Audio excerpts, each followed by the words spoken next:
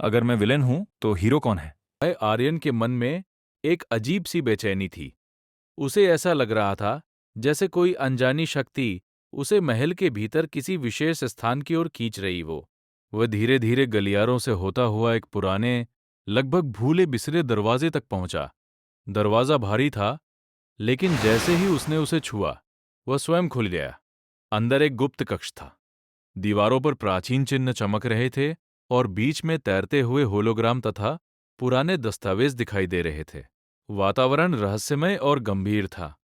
आर्यन ने सावधानी से एक एक करके उन अभिलेखों को देखना शुरू किया।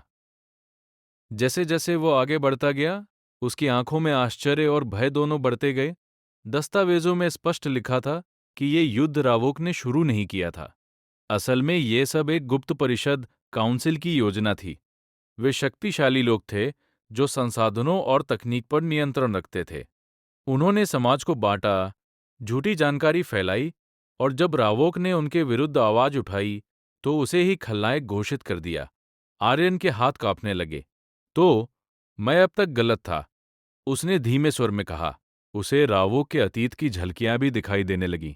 एक ऐसा व्यक्ति जो अपने लोगों की रक्षा करना चाहता था, लेकिन विश्वासघात और छल का शिकार हो गया। आर्यन की सोच बिखरने लगी। जिसे वह अब तक अंधकार समझता था, वह शायद एक अधूरी सच्चाई थी। उसने एक अंतिम रिकॉर्डिंग चलाई।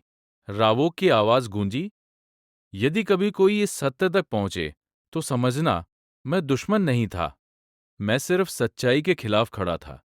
आर्यन की आंखों में आंसू आ गए। उसने गहरी सांस ली और धीरे से कहा, सत्य हमेशा वैसा नहीं होता जैसा हमें दिखाया जाता है। अब वो केवल एक शरीर में नहीं, बल्कि एक सच्चाई के बोझ के साथ खड़ा था। जब सच्चाई सामने आती है तो नायक और खलनायक के बीच की रेखा धुंधली हो जाती है। महल के बाहर अचानक हलचल बढ़ गई। आर्यन, जो अब रावोक के शरीर में था, ऊंची बालकनी से नीचे देख रहा था। दूर तक फैली धूल के बीच कुछ परिचित आकृतियां तेजी से आगे बढ़ रही थीं। वे उसके अपने साथी थे। सबसे आगे थी मीरा। उसकी आंखों में दृढ़ता थी, लेकिन भीतर कहीं गहरा दर्द भी छिपा था। महल के विशाल द्वार को तोड़ते हुए वे अंदर प्रवेश करते हैं। सैनिक तलवारें उठाते हैं, लेकिन आर्यन तुरंत हाथ उठाकर उन्हें रोक देता है। कोई हमला नहीं करेगा, वह दृढ़ स्वर में कहता है। सैनिक चौंक जाते हैं। यह आदेश रावोक के स्वभाव के बिल्कुल विपरीत था। मीरा सीधे उसके सामने आकर खड़ी हो जाती है। उसकी तलवार आर्यन की ओर उठी हुई थी। रावोक, उसकी आवाज गूंजती है, तूने आर्यन को मार दिया। यह सुनकर आर्यन के भीतर कुछ टूट जाता है। वह धीरे से कहता है, मैं ही आर्यन हूं। एक क्षण के लिए सन्नाटा छा जाता है।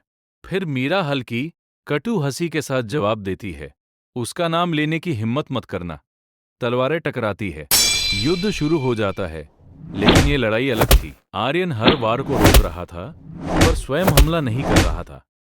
उसके हर कदम में झिझक थी, हर रक्षा में एक छिपा हुआ भाव। वह अपने ही लोगों को चोट नहीं पहुंचाना चाहता था। मीरा एक तेज प्रहार करती है, पर आखिरी क्षण में रुक जाती है। वो ध्यान से उसे देखती है। यह रावोक जैसा व्यवहार नहीं कर रहा, वह धीरे से कहती है। आर्यन शांत स्वर में बोलता है, जिस सत्य को तुम जानती हो वह अधूरा है, लेकिन उसके शब्द किसी तक नहीं पहुंचते। उनके लिए वह सिर्फ एक शत्रु था। आखिरकार मीरा अपने साथियों को पीछे हटने का संकेत देती है।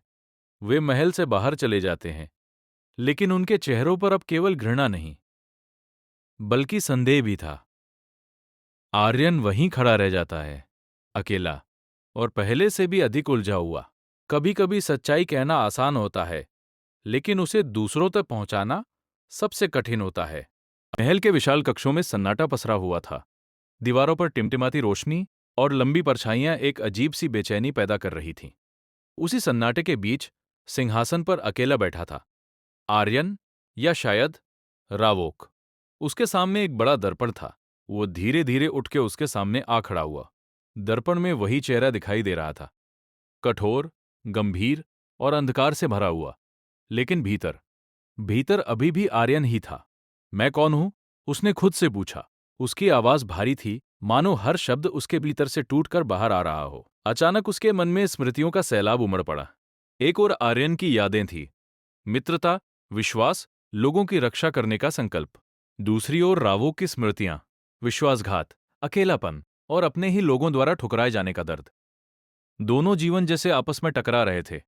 आर्यन अपने सिर को पकड़कर जमीन पर बैठ गया। यह सब इतना उलझा हुआ क्यों है? वह